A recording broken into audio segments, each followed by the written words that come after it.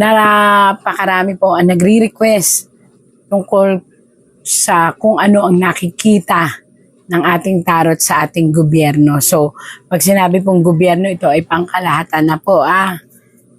So, tarot, ipakita mo sa akin kung ano ang nakikita ng kapalaran sa tarot ng ating gobyerno ngayon. Yan. Tao, politika, pangkalahatan. Ay naku, agad-agad. May isang tao po dito. May isang taong tatayo. Bata pa po ito. At ito po ay magiging isa uling katipunero. Isang batang lalaki sa politika. Bago ito at ito ay bago pa lang na kumbaga namomotivate sa larangan ng politika, pero siya po ay maninindigan. Isang batang politiko. Inuulit ko, maninindigan po siya at lalaban po siya sa ating gobyerno. Hindi laban na sakitan, kundi laban na wag ihinto ang ipinaglalaban ng iba ring kabataan tungkol sa korupsyon. At maaaring ito po ay nakaupo na ngayon. Bata pa siya, may utak. At may yaman din siya, galing siya sa isang prominenteng pamilya. Lalaban siya, hahawak siya ng isang batas kung saan lilitisin niya ang mga tao na may korupsyon na ginagawa. Yan po.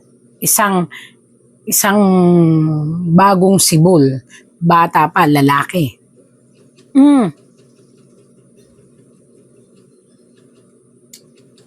Ito po ay isang baliktad na sitwasyon kung saan ang aakalain po ng iba ay nananahimik.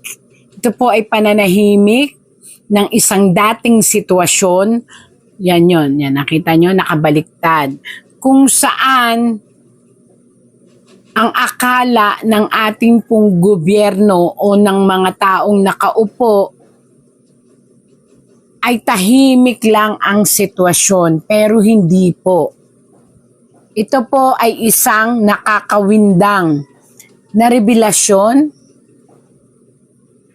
kung saan ang mga tao o politiko na dating umusig. Lilinawin ko pa. Ito ay isang sitwasyon ng isang politika o politiko. Tao at politika po ito, Tao at sitwasyon ng politika. Kung saan ang akala nila ay nakukuha nila ang simpatya ng mamamayang Pilipino. Ito po ay mga nakaupo kung saan pinipilit nila na habulin ang mga sitwasyon upang maging karapat-dapat sila at maging maganda sa mata ng mga tao. Kaya lang po mababaliktad po at matutwist. Bakit? Matutwist, mababaliktad ang sitwasyon. Hindi na nila mapapaikot ang mga tao na maniwala. Aroy, bakit ganito? Lalong sisiklab ang galit sa puso ng mga tao sa mga nakaupo na may kinalaman sa flood control. Ibig sabihin po, hindi mamamatay ang usapin ng flood control at ng korupsyon. Sa halip, ito ay bubuhay ng mga patay. Ano yung bubuhay ng mga patay? Ang ibig sabihin po dito, may mga maglulutangan o maglalabasan na mga tao. Ayan po yung mga tao na nawalan ng buhay. Ibig sabihin po, ang ating gobyerno ay malulugmok sa isang sitwasyon kung saan mabiblame sa kanila ang lahat ng mga namatay na tao. At mula dito, mag-iisip na po ang sambayanang Pilipino upang lalong magkaroon ng malalim. Ito, kaya nga po sabi dito, malalim na pagdarasal na magbago ang ating gobyerno. Uulitin ko po ha, malinaw. Mga namatay na tao po ito. Maraming namatay na tao na muling mabubuhay. Ibig sabihin mabubuhay, hindi yung kanilang katawan, hindi yung kanilang kaisipan. Kung hindi mabubuhay ang mga kwento at mabubuhay ang mga taong lalaban para sa kanila upang mabigyan sila ng hustisya. At again and again po, kaya nga po nakalagay ito, ang mabiblame po ay ang gobyerno natin o ang mga nakaupo sa gobyerno natin. Ito po ang nakita ng tarot.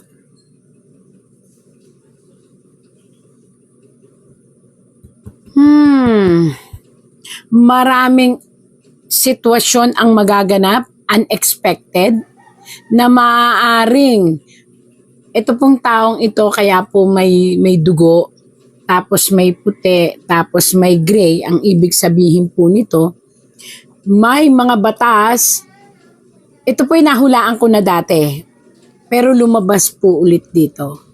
Ang ating gobyerno ay masusupresa sa isang batas na pang international.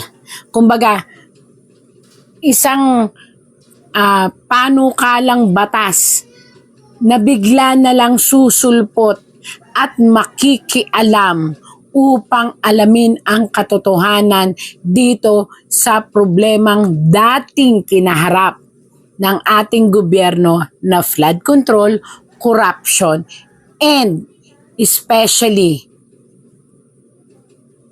etong lalaking ito na naitapon sa isang malayong lugar, which is the ICC, makakalkal lahat.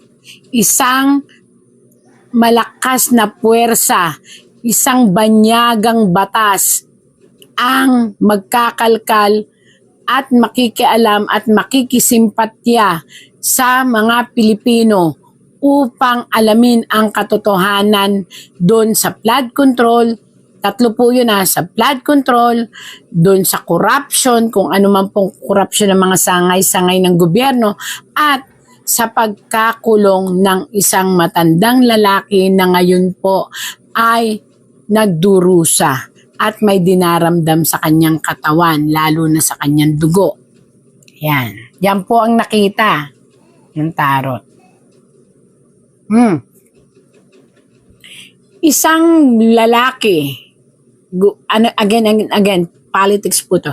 Isang lalaki ang ngayon ay wala sa posisyon pero siya'y nananatiling binoto ng bayan, ng mga tao, isa siyang batang lalaki.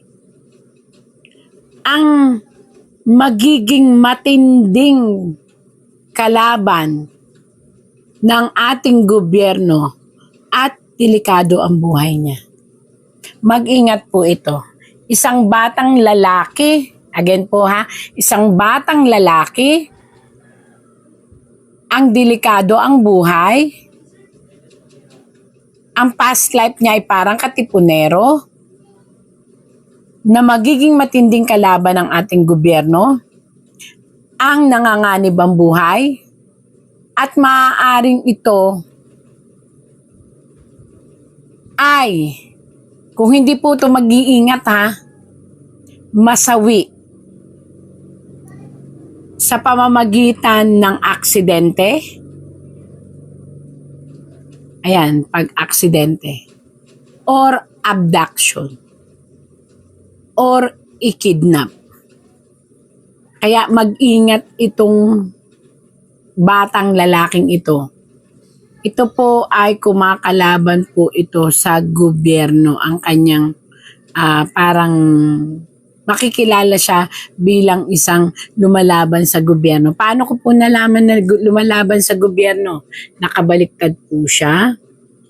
Tapos po, nakita nyo pula, ginto, at asul. Hindi po ba ang bayan natin ang ating bandila? Kaya lang po siya ay parang itataob o ipapatahimik. So mag-ingat po ito. Sana naman po wag mangyari ito kasi parang nakita ko naman sa batang ito ay magaling siyang politiko at tapat siya. Ayaw lang niya ng magnanakaw. Yan po. Sana po ipagdasal natin na wag itong mangyari pero nakita po ng tarot. Sinasabi ko lang po. Again and again, higit sa lahat, Panginoon, dasal po tayo. Pero sana po, kung sino ka man, mag-ingat ka.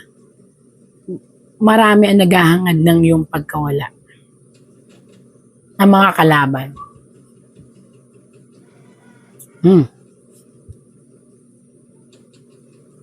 Isang muling pagbabalik ng nakapink na babae. At muli may mga ibon na nagnanais siyang patakbuhin. Ito po. Isang babae na palalabanin at nakapink po siya ang muling magbabalik. At dati siyang kasama ng mga dilaw ba 'to? Ayan. Naging part din siya ng mga dilaw. Ayan po, dilaw. Pero siya nakasuot ng pink. So, babae po siya. Na yun ang sinisignifies ngayon ng kanyang grupo. At kaya po mayroong espada. At may mga ibon. May mga umaawit sa kanya na siya ay tumakbo. Pero again and again po, ayon po sa tarot, hindi na po niya panahon. Sana noon, panahon po niya. Pero ngayon po, baka sasabihin na naman nila, hindi na pala niya panahon. Paano mo nalamang hindi panahon? Nakita niyo po ito? Papaliwanag ko po sa inyo para mabigyan ng liwanag. Nakita niyo po itong punong ito? Itong puno pong ito ay dapat noon pa. Pero dapat ito ay lumago at namunga. Kaso hindi nga po siya noon nakapasok. Pero dapat noon nakapasok siya. Kung ngayon siya tatakbo at lalaban dahil sa mga ibon na ito, ayun po yung mga ibon. Ito po yung mga ibon. Yun yung mga nag-wit, maring nagpapayo sa kanya. Maniwala po kayo't sa hindi. Hindi po siya magtatagumpay. Saan? Sa puso ng masa. Bakit? Kasi po mahahati ang puso ng masa in accordance po dito sa politikang ito na sinasabi ko po sa inyo, kailangan niyang pag-isipan na huwag siyang makinig sa mga ibon na yun dahil napakaraming problema ang kanyang sasagupain. At hindi na po ito ang tamang panahon para sa kanya. Nakalampas po ang tamang panahon para sa isang malaking posisyon. Mabuting tao po itong taong ito, pero hindi po siya pwedeng makinig sa mga ibon na ito. Sana nakikinig siya. Huwag siyang magpadala sa emosyon at sa bugso ng mga taong nasa paligid niya. Siya mismo dapat ay pag-aralan kung dapat o hindi. Pero it's up to her. Bahala po siya. Basta ako, ang sinasabi ko, ang nakita ng tarot. Ayan baka magamit lang po siya.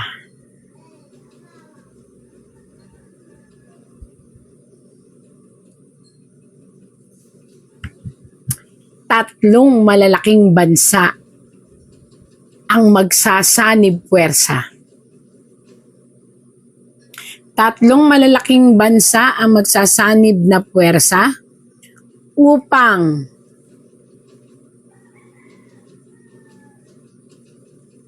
mapalabas ang ating dating President Duterte. At susuportahan ito ng ibang mga karatig na maliliit na bansa.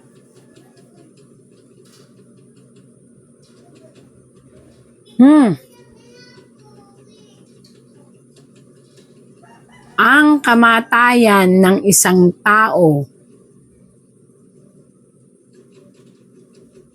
kung ito'y matutupad ayon sa tarot at hindi ito makakabalik ng Pilipinas, pag-uumpisahan po ito ng isang napakamadugong sitwasyon. At ito po'y nakatakdang mangyari sa oras ng kamatayan, death, ng isang tao na minahal ng sanlibutan. Sana wag naman pong mamatay yun, taong yun. Sana makauwi po muna siya.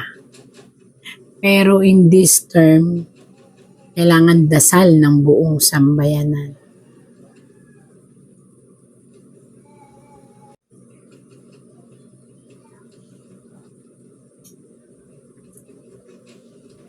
Pagbagsak po, ito po nakabaliktad. Pagbagsak o paghina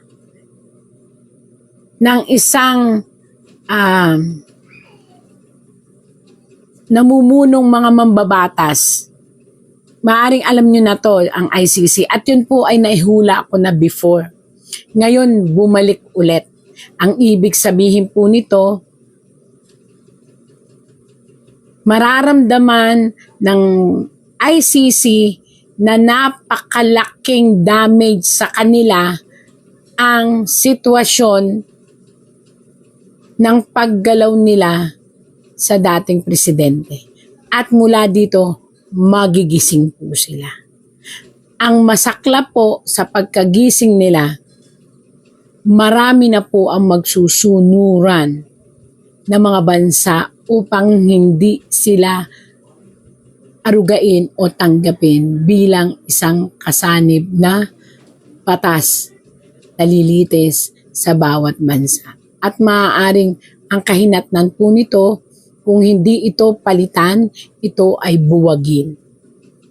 Pero ito po ay, kaya nga nakalagay po dito, ito po ay pinag-iisipan ng mga bansa.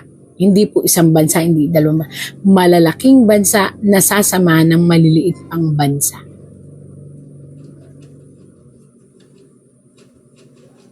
Ay.